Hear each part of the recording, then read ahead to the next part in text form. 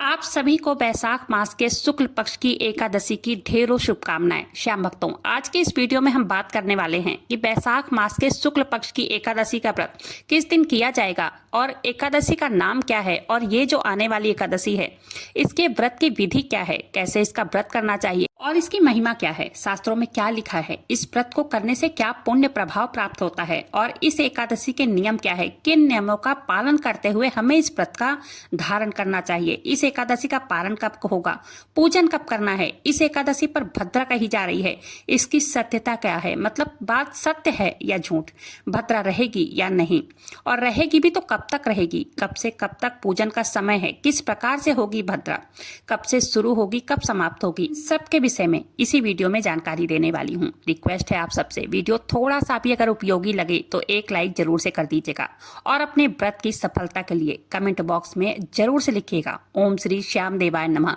या ओम नमो नारायणाय। चलिए बात कर लेते हैं आने वाली एकादशी के बारे में। वैशाख मास के शुक्ल पक्ष की जो एकादशी तिथि होती है उसे मोहिनी एकादशी कहा जाता है। ये व्यक्ति के सभी पापों का नाश करने वाली एकादशी है। मैं पहले ही बता देती हूँ आपको कि जैसे पिछली बार एकादशी पर देखा गया था कि एकादशी के जो नियम थे वो 10वीं तिथि से जो आरंभ हो रहे थे, कुछ महत्वपूर्ण जो नियम थे और अनिवार्य था उसका पालन भी, जो कि 10वीं तिथि से शुरू हो जाता है। प्रत्येक एकादशी में कुछ न कुछ अलग नियम होते हैं, इसलिए मैं प्रत्येक एकादशी के विषय में जानकारी देती रहती हूँ कि एकादशी, द्वादशी और ये 10वीं तिथि एकादशी, द्वादशी, ये तीनों ही दिन नियमों का पालन करना चाहिए। वैसे ही प्रत्येक एकादशी में कुछ न कुछ अलग नियम होते हैं, इसलिए हमें प्रत्येक एकादशी के विषय में ध्यान से जानकारी प्राप्त कर लेनी चाहिए क्योंकि कोई गलती हमसे ना हो। यह जो एकादशी आ रही है इसका नाम ही मोहिनी एकादशी है, सभी पापों को नाश करने वाली। इसके विषय में भगवान श्री कृष्ण युधिष्ठिर से कहते हैं, युधिष्ठिर, यह एकादशी व्यक्ति के सभी पापों को नाश करने वाली है। वो कहते हैं इसकी महिमा को एक बार वशिष्ठ जी ने रामचंद्र जी से कहा था। भगवान रामचंद्र जी ने जब पूछा था गुरुदेव वशिष्ठ जी से कि हे गुरुदेव, कोई ऐसा व्रत बताइए जिसको करने से समस्त पाप नष्ट हो जाएं और सभी दुखों का नाश हो जाता है, क्योंकि मैं सीता के वियोग में बहुत दुखी हूँ, अतः आप कोई व्रत बताइए। रामचंद्र जी के निवेदन करने पर गुरु वशिष्ठ जी ने इस व्रत के बारे में उन्हें बताया था। उन्होंने कहा था, हे राम, वैशाख मास के शुक्ल पक्ष की जो एकादशी आती है जिसका नाम मोहिनी एकादशी है, इस एकादशी का व्रत करने से मनुष्य सब पापों से तथा दुखों से छूटकर मोह जाल से मुक्त हो जाता है। अंततः यह व्रत दुखी मनुष्य को अवश्य करना चाहिए। इस व्रत के प्रभाव से व्यक्ति के सभी पाप और दुख नष्ट हो जाते हैं। गुरु वशिष्ठ जी रामचंद्र जी को एक कथा सुनाते हैं कि एक समय पर भद्रावती नामक नगरी में एक चंद्रवंशी राजा था और उसकी नगरी में एक धनपाल नामक वैश्य भी रहता था। वह विष्णु भक्त था। उसके नगर में बहुत से भोजनालय बनवाए, प्याऊ बनवाए, कुआं, सरोवर, धर्मशाला आदि बहुत कुछ उस वैश्य ने बनवाए और सड़कों पर आम, जामुन तथा नीम आदि के अनेकों वृक्ष भी लगवाए थे उसने। उस व्यापारी के 5 पुत्र थे। उसका जो 5वां पुत्र था उसका नाम दृढ़ बुद्धि था। वो बहुत पापी था, बहुत पाप कर्म किया करता था, अपने पिता के धन को नष्ट किया करता था। इन्हीं कारण से पिता और भाइयों, कुटुंबियों ने सब ने मिलकर उसे घर से निकाल दिया। जब पिता ने उसको निकाल दिया, पिता द्वारा, भाइयों द्वारा घर से निकाला गया, तो वो दर दर की ठोकरें खाने लगा, चोरी चकारी करने लगा। राजा के सैनिकों द्वारा वह गिरफ्तार कर लिया गया। राजा ने उसे जेल में डाला और जेल में डालकर खूब यातनाएं दी। जब वह नहीं सुधरा तो राजा ने भी उसे राज्य से बाहर कर दिया। अब वह जंगल में रहने लगा, जंगल में जानवरों को मारकर खाने लगा और वही शिकारी बन गया। वह शिकार का पीछा करते करते एक ऋषि के आश्रम में जाकर पहुंच गया। उस समय वैशाख का महीना चल रहा था और वो देव कृपा से ऋषि गंगा स्नान करके आ रहे थे। उनके भीगे वस्त्र के जो छींटे होते हैं वो उस शिकारी पर पड़ गया। उसको कुछ सद्बुद्धि आ गई। प्रवाह मुनि को हाथ जोड़कर वो कहने लगा कि हे ऋषि, अपने जीवन में मैंने बहुत पाप कर्म किए हैं, उन पापों से छूटने का कोई साधारण सा और बिना धन का उपाय बताइए। तो उस शिकारी के दीन वचन सुनकर ऋषि कहने लगे, ध्यान देकर सुनो, वैशाख शुक्ल पक्ष की एकादशी का व्रत करो। इस एकादशी को मोहिनी एकादशी के नाम से जाना जाता है। इस एकादशी का व्रत करने से तुम्हारे सभी पाप नष्ट हो जाएंगे। मुनि के वचन सुनकर ऋषि द्वारा बताए गए तिथि के अनुसार मोहिनी एकादशी का व्रत उसने किया शिकारी ने। गुरु वशिष्ठ जी कहते हैं, हे राम, इस व्रत के प्रभाव से उसके सब पाप नष्ट हो गए और अंत में वह गरुड़ पर चढ़कर विष्णु लोक चला गया।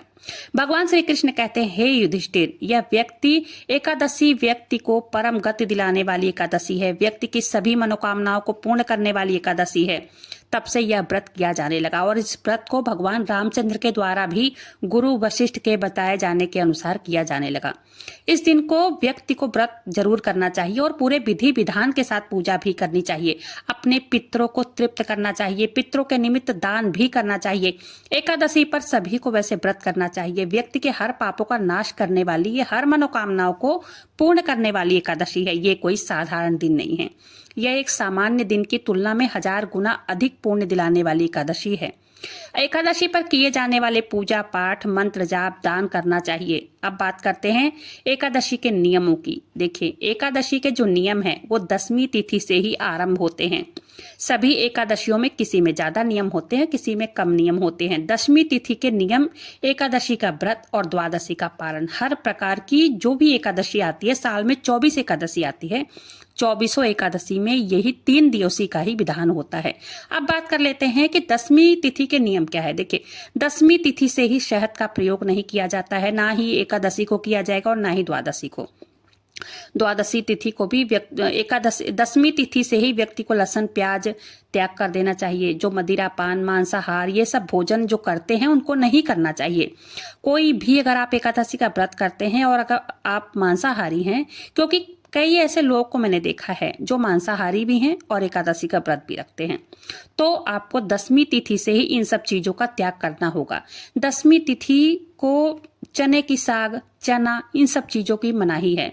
10वीं तिथि इन नियमों को आपको पालन करना ही होगा 10वीं तिथि से ही। जो माताएं बहनें हैं, एकादशी के दिन बाल नहीं धोना चाहिए, ध्यान देकर सुन लीजिए।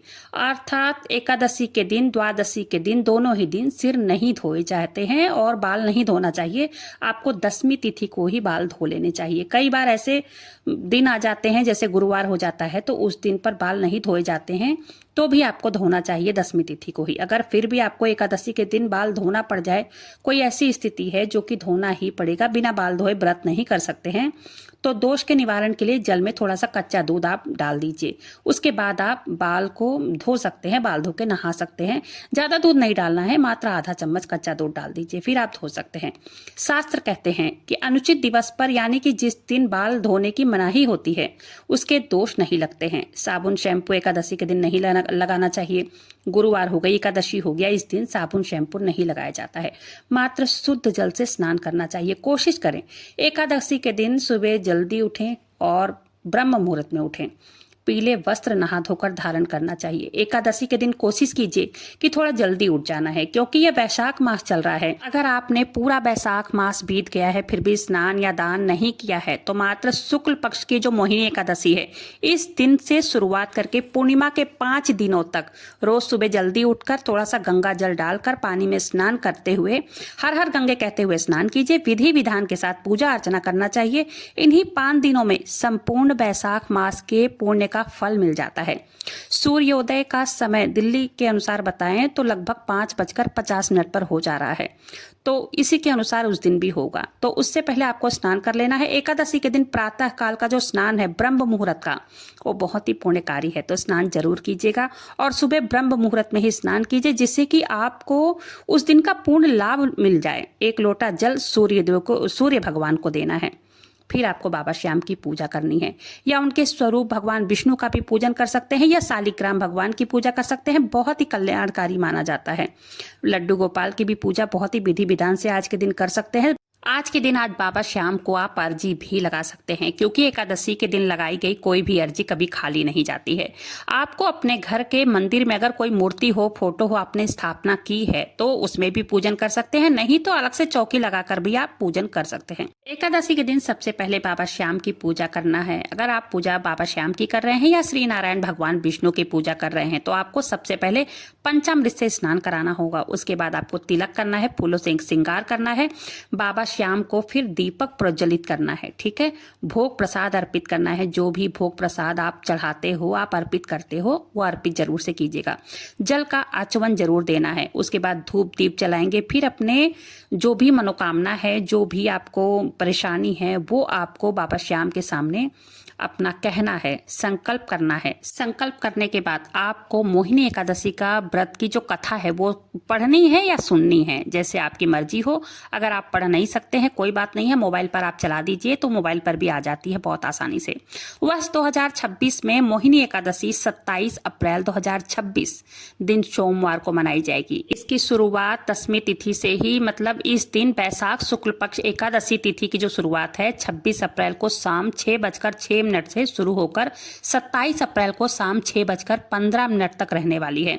पूजा के लिए सबसे सर्वश्रेष्ठ मुहूर्त है सुबह 9:02 से लेकर 1:40 के बीच, जबकि व्रत तोड़ने का जो पारण का समय होता है वो 28 अप्रैल को सुबह 5:43 से 8:21 के बीच रहने वाला है। तो बहुत ही विधि विधान के साथ पूजा अर्चना कीजिए और ज्यादा से ज्यादा मंत्र जप कीजिए। वीडियो को आज यहीं पर समाप्त करते हैं। वीडियो पसंद आए तो एक लाइक कीजिएगा। अपने ही चैनल मैजिक उपाय को सब्सक्राइब जरूर से कीजिएगा। बाबा श्याम नाम का जयकारा दिल से लगाइएगा। मिलते हैं फिर ऐसी किसी वीडियो के साथ। तब तक के लिए जय श्री श्याम, हारे के सहारे की जय हो।